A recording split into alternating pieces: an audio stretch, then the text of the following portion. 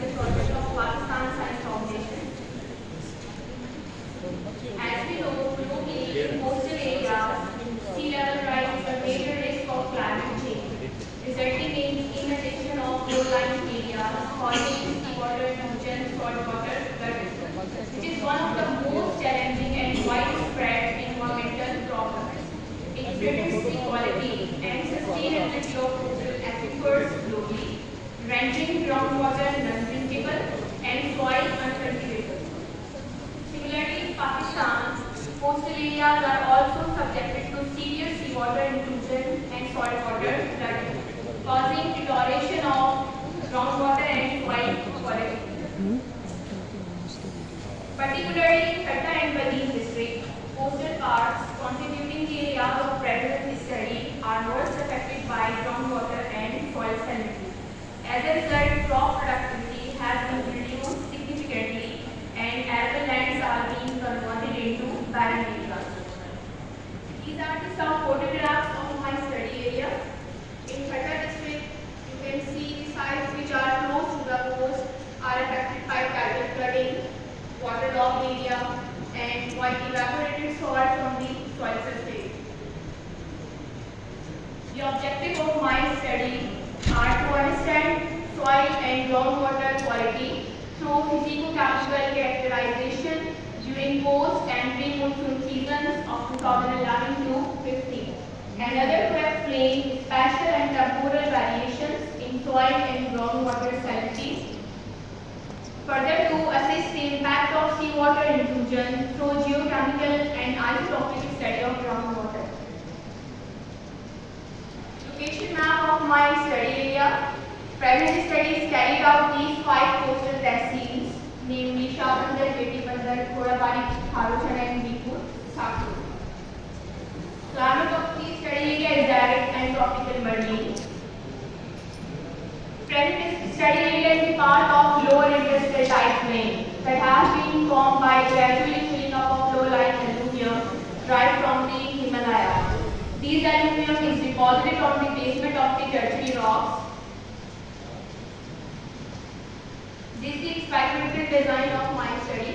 Total 552 soil samples were collected during post and pre-monsoon season, and around 150 groundwater samples were collected from shallow hand pump wells. These hand pump wells are installed on the banks of the canals. Collected soil and groundwater samples were analyzed for their physico-chemical parameters against these equipments. Now the result of my study. You can see during post season, soil salinity ranges around 1 to 50 decimals. Comparative base during pre-monsoon season, this range increased to 65. When we compare the result of salinity within the post season, we can see during 2011, 44% sites were salt affected, which increased to 50 in post, further increased to 55 during 2015. When we compare the result of post season with pre-season, you can see during 12, 55% soil was contaminated with salinity, and in 13, 52, which increased to 57. Okay. Overall comparison, we can observe that soil salinity remains higher during this dry season, which is pre-monsoon season. What are the causes for this higher salinity during pre-monsoon season? As we know, the groundwater of the study area is shallow and saline, and climate is arid. Due to arid climate, chemical reaction of this salty groundwater results in the white evaporated salts on soil surface, here in uncultivated land and here in cultivated area you can see. These are some other photographs. This area also faced shortage of canal irrigation water during dry season, and most of the lands remain uncultivated due to non-availability of canal water. The topography of the area is also undulating. If you can see, this area experienced serious floods of 2010 and 11, and the water remains stagnant in the fields for 2 or 3 months. Now the result of the the groundwater. During post-monsoon season, around 82% water samples were exceeded the WHO guideline for drinking. Here you can see with the colored contrast, only few patches have safe drinking water in my study area, around 1000 milligram per liter, which is the limit of drinking water for Pakistan. However, WHO recommended only 500 milligram and 82% sample exceeded this limit. When we move towards the next season, in brief, you can see 100% water sample exceeded this limit. In actual, what is happening? Soil and groundwater salinity is increasing in this area. The collected groundwater samples were plotted in Piper diagram for determining its water type, or hydrophysiology. Result shows that around 61% water were sodium chloride type, indicating seawater intrusion in the area. However, 27.9% were mixed, means mixing of seawater and fresh water. Only 3% water sample were found fresh water.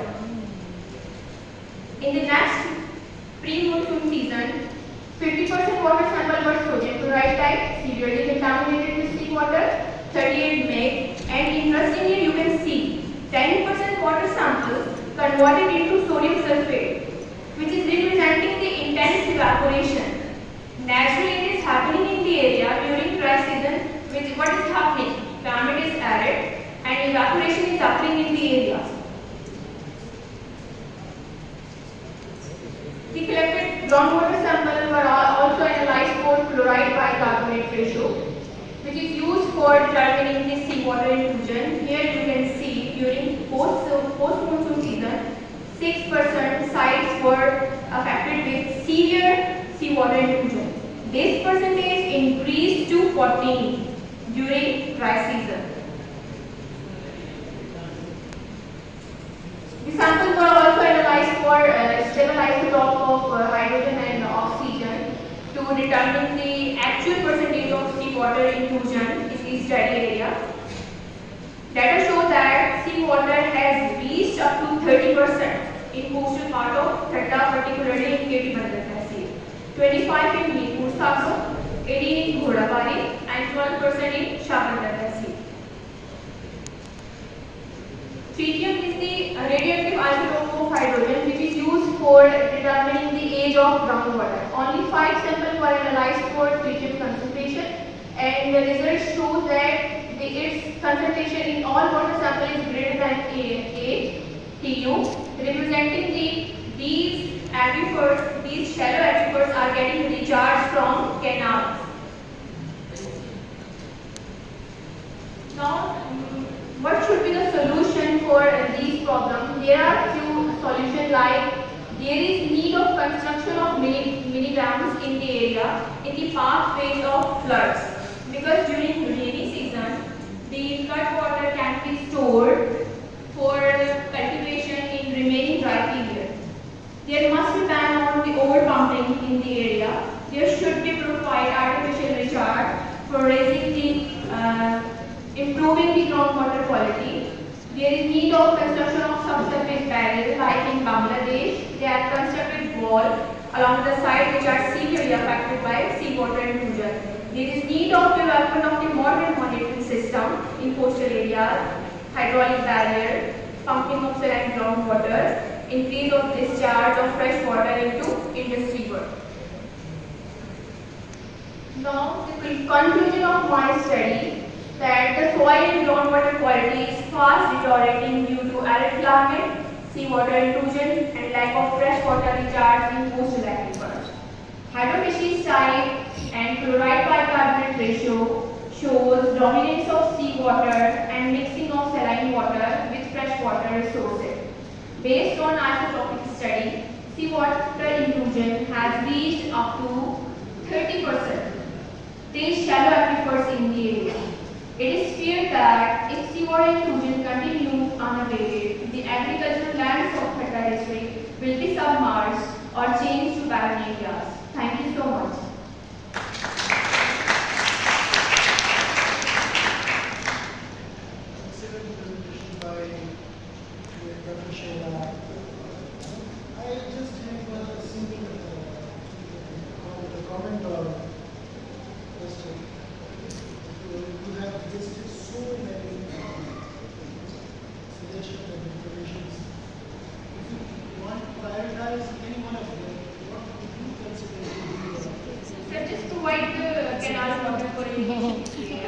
groundwater can recharge the aquifers.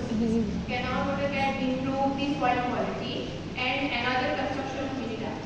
Because if there are some small dams, we can store flood water in these dams, and later we can use this flood water for cultivation in the area.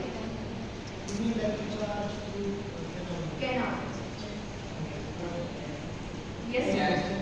Just from the many results that show the salinity is higher in dry season, that's natural, first of all, and after the monsoon would be definitely higher. And another thing that in overall India salinity is increasing day by day at different areas increasing. Sea coastline is also increasing day by day. Sea is very prominent, visible. The main thing that's one of the things is climate change also. Another main thing is from the last 50 years, when you have look on the data from the downstream to the downstream poultry or upstream area, you will find the decline day by day from 1955 till today. Decline in water. Decline in water. Until today, even in 2000, there was no flow, zero flow from downstream. So these are one of the main things. That is a factor which is increasing the seawater intrusion in coastal areas. Yes. And the lands are converting into bad cultivated lands. Yes, this is a factor, main factor. Okay, that's for you. Excuse me. We have a question here, can start with sir. Very wonderful presentation. Thank you. My one question is that you have considered the sea level rise because we know that our sea is rising, specifically western side and the eastern side. So you consider that also that the impact of sea level rise. Level of sea level, right? Yes. I think 1 millimeter per year, 1 millimeter. But sir, we are enhancing this. Yes. Yes, around 1, which I But the have. the recent studies shows that the western side is much rising sea level is much higher than the eastern side. So my question also is that you have considered the rising sea level impact on the studies. Sir, very minor. The thing is that we are providing facilities, we are enhancing this sea level rise. We are providing space to this seawater intrusion. There is no recharge for fresh water in the aquifer. If there is no supply of fresh water, then seawater which is denser, it moves towards the land. It will occupy that empty aquifers. That is resulting in waterlogged area and higher soil and groundwater salinity in coastal parts, particularly in deltaic parts. Assalamu alaikum. Yes, sir. मैं question तो नहीं पूछ सकता मगर छोटा सा एक छोटी सी एक दो सजेशन अगर आप मुनासिब समझे तो आप वो एक तो ये है कि अगर हम 1829 की बात करें तो वहाँ एक बड़ा शहर होता था जिसको क्या कहते हैं हम केटी बंदर और बड़ा मशहूर। अब वो तकरीबन जहाँ पे अभी जहाँ पे आवाज़ आ रही है?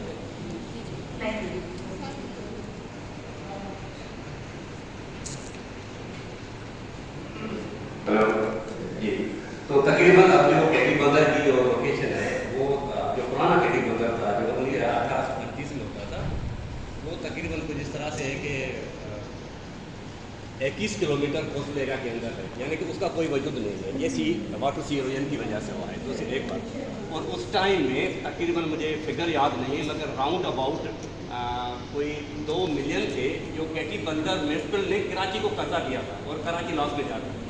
उस टाइम की बात है और आज केटी बंदर का कोई वजूद नहीं है। एक बात इस अगर आप कोई पेपर लिखना चाहते हैं तो उसमें ये भी चीज़ ऐड करें। दूसरी बात ये है कि हमने जो काम किया था वो जो PhD है इस टॉपिक पे मैंने भी 2-3 पेपर्स लिखे, इस वजह से तो हम आपको शेयर करना चाहते हैं। तो 29,000 PDS आए हैं यहाँ पर, 29,000 तक भी आए। अगर आप इसमें मिनिमम और मैक्सिमम भी शो करेंगे तो ये भी थोड़ा सा बेहतर हो जाएगा, क्योंकि अभी TDS एक कंडक्टिविटी। एक चीज़ मैं आपसे पूछूं ये जो आप बता रहे हैं 29,000 जो सैलिनिटी के पीरियड आया है, ये पानी के लेवल क्या, डेप्थ क्या है? पानी की सर डेप्थ क्या थी? ये डीप ग्राउंड वाटर होगा। डिफरेंट है, मुझे अच्छी तरह से याद सर है। मैंने शैलो ग्राउंड वाटर पे काम किया है, क्योंकि आप इस स्टडी एरिया में आप जाएं, आपको कोई डीप वेल मिलेगा ही नहीं, कोई बोरवेल नहीं मिलेगा। यहाँ पे सिर्फ हैंड पंप है, 15 से 25 फीट उनकी डेप्थ है, और वो भी लगे हुए कहाँ है जहाँ कैनाल गुजर रही है, उनके बैंक्स पे लगे हैं। जहाँ कैनाल नहीं है, कैनाल में पानी नहीं है, वहाँ ये हैंड पंप ट्राई करेंगे, कोई पानी का सैंपल वहाँ पे आपको नहीं नहीं मिल सकता, बिल्कुल मिलता। सही। और ये एक और भी रिसर्च है कि एक दिन के अंदर सी वार की फैक्ट्री है, इनकी जो है इकट्ठा और बदीन की 200